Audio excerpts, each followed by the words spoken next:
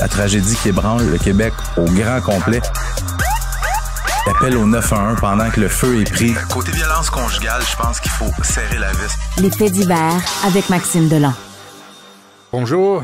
Salut Benoît. C'est quoi ta perception de meurtres et disparitions irrésolues du Québec, des bénévoles comme ça qui s'engagent et qui cherchent des cas comme de disparition d'il y a 30 ans? Ben, d'abord, c'est passionnant. C'est quand il y a de l'inconnu, quand le mystère, les gens sont attirés par ça. Je t'avoue, j'ai écouté quand même d'une oreille... Non, mais je parle du concept, là, mais en gros. En gros, les gens, le mystère, c'est les disparitions, quelque chose pour lesquels on n'a pas de réponse. Ouais. C'est vraiment passionnant. Il y a des gens qui ça ne les dérange pas bien, mais il y en a des gens comme moi que c'est vraiment intéressant. Tu as envie de savoir, tu as envie d'avoir des réponses à des questions pour lesquelles on n'a pas de réponse. Mm-hmm.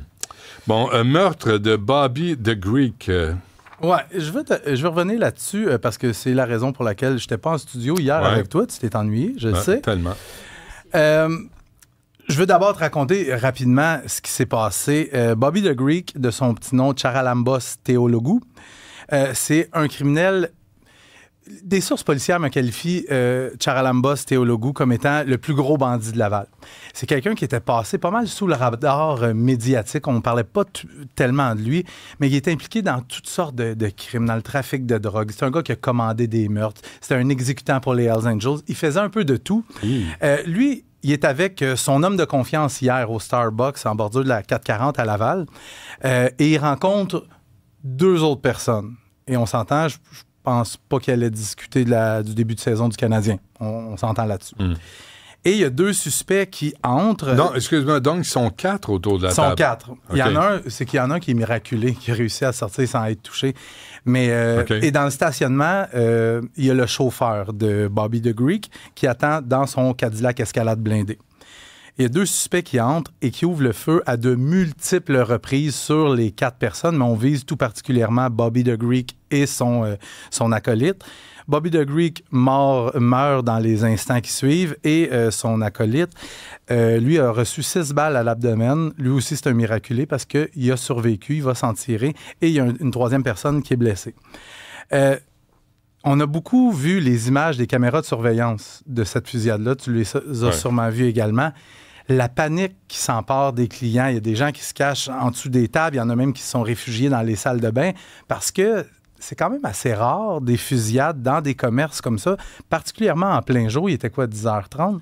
Non, mais attends, c'est parce que je veux juste ajouter quelque chose. J'ai fouillé ça ce matin. Là. Oui. Tu sais, j'ai fait des blagues hier le long de la 440, mais il y a eu plusieurs meurtres ou tentatives de meurtre. Vincenzo Armeni, Lorenzo Giordano, Leonardo Rizzuto sur la 440. Je suis pas pire, hein? Frédéric Michel. Oui, Frédéric, en avril 2024. C'est vrai, un gars de gang de rue. Oui, non, mais c'est troublant là, de voir qu'il y a comme un accès à Laval. Là. Il y a beaucoup de criminels, de gens du crime organisé qui habitent sur la Rive-Nord et la 440, c'est un lien, un axe routier. Oui, c'est ça. Mais là où je veux aller avec cette histoire-là de Bobby the Greek, c'est que en fin d'après-midi, il y a, tout au long de la journée, il y a des politiciens qui sont sortis en disant que c'était donc choquant comme crime.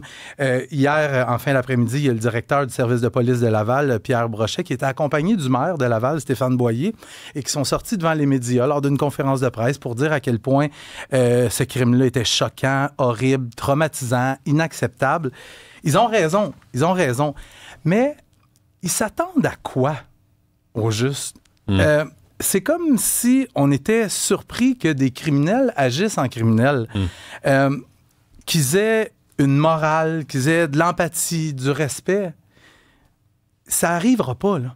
Ça n'arrivera pas. Vas-y. Mais c'est choquant de voir qu'il y aurait pu avoir des balles perdues et des innocents blessés ou tués. Là. Tout à fait. Sauf que il faut que tu comprennes que ces gens-là, les deux gars qui sont toujours au large, soit dit en passant, qui sont allés tirer, là, eux autres, ils ont une job à faire. C'est d'aller tuer Bobby the Greek et son acolyte. Et quand... Des informations que j'ai eues, ils se sont essayés en début de semaine. Ils ont... parce que je ne peux pas donner trop d'informations, mais ils se sont essayés en début de semaine. Ils ont coincé un véhicule à bord duquel se trouvait l'ex-conjointe de Bobby the Greek et les enfants. ils croyaient que c'était lui qui était à bord. Ils sont sortis armés. Finalement, ils se sont rendus compte que ça aurait dû se passer autrement. Ce que je veux dire, c'est que Bobby the Greek se promène à bord d'un Cadillac Escalade blindé. Le gars sait qu'il est en danger. Alors, il prend des précautions. Il sait qu'il y a des gens qui lui en veulent et qui veulent fort probablement l'éliminer. Fait que c'est sûr qu'il prend des précautions. Et là, il s'est retrouvé au Starbucks.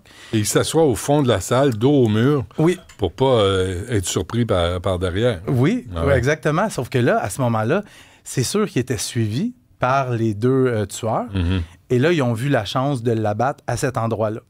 Sauf que moi, ce qui me... À 10h30 le matin. À 10h30 le matin. Parce que c'est un crime, c'était l'opportunité de le faire. Les tueurs l'ont saisi. Ouais. Sauf que si on remonte dans le temps, là, des crimes comme ça, tu sais, je te ramène Salvatore Scopa. Tu te souviens, il a été tué dans un hôtel de Laval il y a quelques années.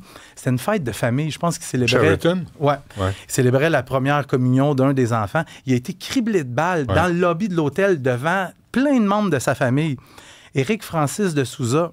Tu te souviens de ce meurtre-là à la pizzeria Sophia, Éric Francis de Souza, qui est avec une tablée de gens. Le restaurant est bondé. Au 10-30. Au 10-30. Il y a un gars qui arrive, il tire une balle en pleine tête. Imagines-tu la panique dans le restaurant? Tu sais, il y a Leonardo Rizzuto, il n'y a pas si longtemps, en pleine autoroute 440, il y a un tireur, il a ouvert le feu tout près d'une dizaine de reprises sur lui, en pleine heure de pointe. Bernard Cherfan, c'est un autre gars qui était dans le crime organisé. Il était dans un restaurant familial à la Perle vietnamienne à Laval. Il y a des suspects qui sont rentrés là. Ils l'ont abattu. Écoute, il y avait du sang partout. Il y avait des gens cachés en dessous des tables. Il y avait des enfants. Ces gens-là n'ont pas de morale. Alors, c'est pas d'aujourd'hui. Hein. C'est pas d'aujourd'hui. Peut-être qu'à une certaine époque, il y avait comme un code d'honneur ou des règles de conduite, tu sais. Mais c'est plus le cas. T'sais, on peut remonter en 2010 quand Nicolas Rizzuto Senior s'est fait assassiner. Il était dans sa maison avec sa femme, sa conjointe, puis il s'est fait tirer en pleine tête devant des membres de sa famille. Ce qu'on croyait à l'époque ne se faisait pas. Grégory Woolley, c'est l'année passée ou l'autre année d'avant, devant sa femme et son petit bébé de 3 jours. Fait que des exemples comme ça, il y en a plein. Fait que je trouve ça, tu sais, je prends tout le temps ça avec des pincettes. Non, mais c'est vraiment choquant. Peut-être t'es un peu, t'as une carapace, t'es immunisé un peu face à ça, mais les images sont choquantes. Dans un Starbucks, à 10h30 le matin. C'est correct qu'on dénonce. C'est correct qu'on dénonce. Ce que je veux dire... Mais là, il faudrait que la justice suive, par exemple. Oui, mais pour les meurtres, de façon générale, les peines sont assez sévères. Ouais. C'est plus les plus petits crimes. Mais oui. Ah, vas-y. Restons à Laval. Oui. Pourquoi? OK. Garçon de 16 ans. Là. Ben écoute, on parle d'un événement qui s'est produit il y a tout près de 2 semaines, le 21 septembre dernier, en soirée. Il y a un gars de 19 ans, il décide d'aller au cinéma Colossus. Il débarque de sa voiture, marche vers le cinéma et il est attaqué par un homme qui le poignarde et le gars se sauve en le laissant pour mort. Donc les policiers font leur enquête et tout ça. À ce moment-ci, je ne suis pas en mesure de dire si les deux se connaissaient, c'est quoi le motif, sauf que l'enquête permet de mettre la main au collet d'un jeune de 16 ans qui a comparé au palais de justice, pas au palais de justice, en chambre de la jeunesse, sous des accusations de tentative de meurtre, voie de fait grave et possession d'armes dans un dessein dangereux. 16 ans, Benoît. Tu sais, je te parle souvent que la criminalité rajeunit. T'en as un autre bel exemple. Est-ce qu'il a été envoyé par un groupe ou il l'a fait par lui-même? Là, j'ai pas les informations pour le moment. Ça peut être juste un conflit personnel, mais... Hey, je te jure. Puis rapidement, le jeune criminel qui reconnaît avoir tué un sans-abri. Je vais essayer de faire ça vite, Benoît. Tu utilises souvent le terme « crapule » pour parler de certains criminels. Là, le mot est faible pour parler de Zachary Jenkins Verret.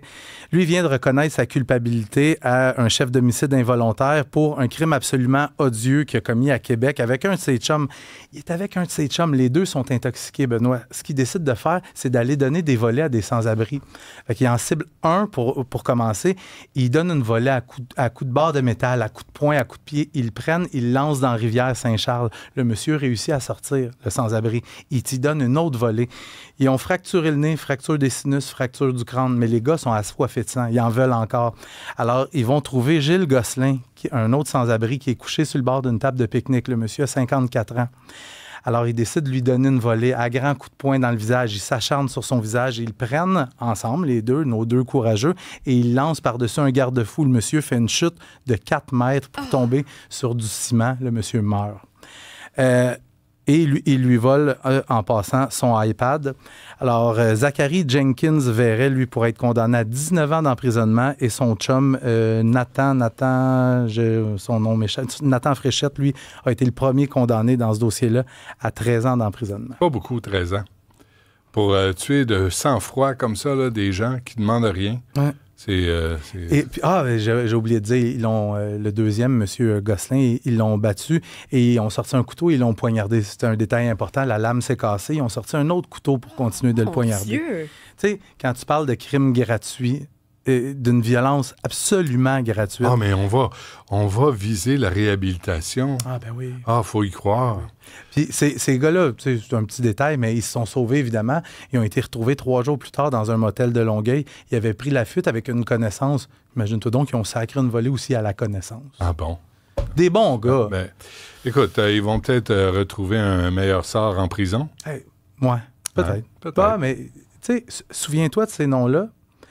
Si je suis encore à ton micro dans 1 an, 2 ans, je vais te reparler d'eux autres, c'est sûr. Probablement. Ouais. Merci, Maxime. Salut. À demain.